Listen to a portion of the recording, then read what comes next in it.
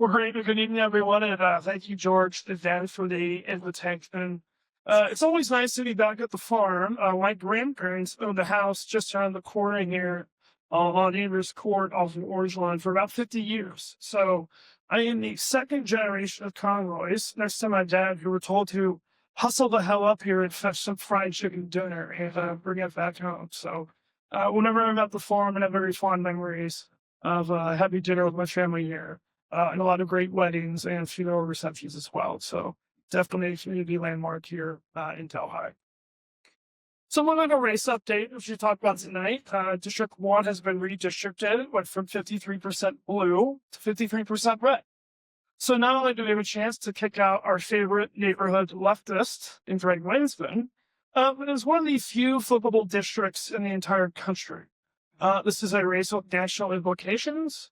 It can decide control of the House, and more importantly, whether or not the president gets impeached. And you have that power here in District 1 to potentially determine that.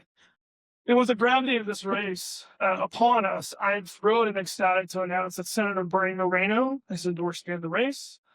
He's endorsed me due to our great fundraising success and also my attributes to be able to advocate for you all in D.C. Bernie's not only a great person, but he's even a better politician.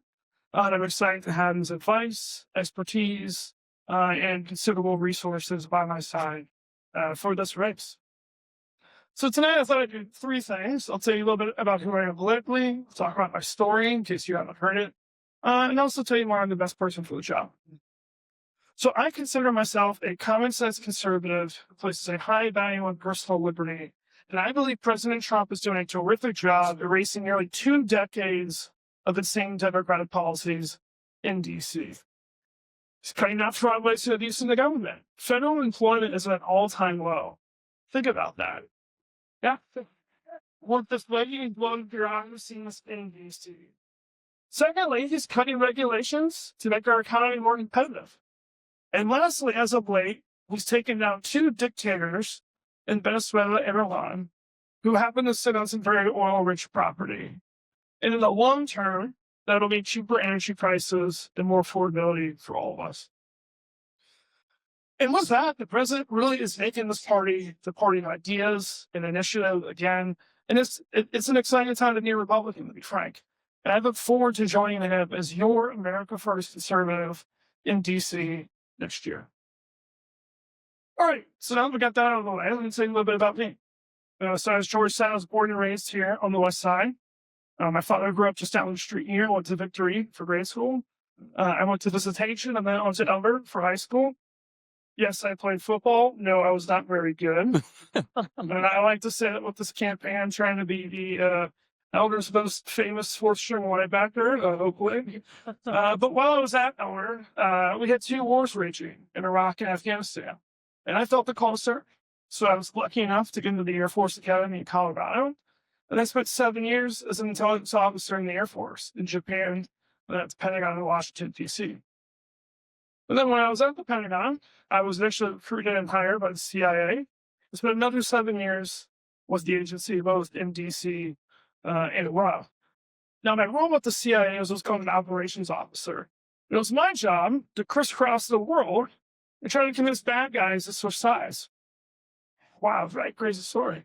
It is a rare career on par with being a Navy SEAL or an astronaut. So how I went from chowing down Jeddah at Paisel, Chile with my elder buddies to doing that. Some days I still had no idea.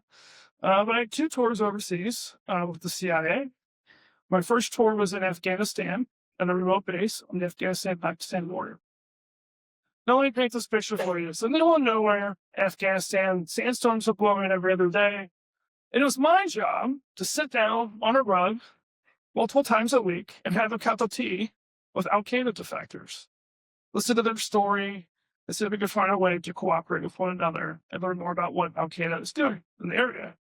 Now let me tell you this, guys. If I can sit down with Al-Qaeda guys in Afghanistan, I could talk to some Democrats in D.C. and get some things done for us. But I'm also looking forward to seeing if the Al-Qaeda guys were actually easier to talk to than the Democrats. I think that might be true in the future. But jokes aside, this is a very serious tour. We were under attack pretty consistently. And in that kind of environment, you learn very quickly how to trust your team, put things in perspective, and get things done. And I plan to bring all of those traits to Washington as your congressman. Now, my second tour in DC was at our embassy in Warsaw, Poland. And this looked much more like one of those old school Sean Connery, James Bond movies. In those movies, like we're at, that's all right. Here, additional. Sorry, I talk, but my Test. nice. Sorry, I'm a little stuffed up this week. So, anyways, my second tour in the CIA was at our embassy in Warsaw, Poland. And this looked much more like all these old school James Bond movies. There are scenes in those movies where there's me and bad guys in alleyways, cafes, on trains, and I did exactly that. And it was really wild. I was the cool American in the tux for a couple of years, and I loved every minute of it. But in addition to that, I worked with diplomats, politicians, ambassadors, and the like to promote security strategy for NATO in and around Europe.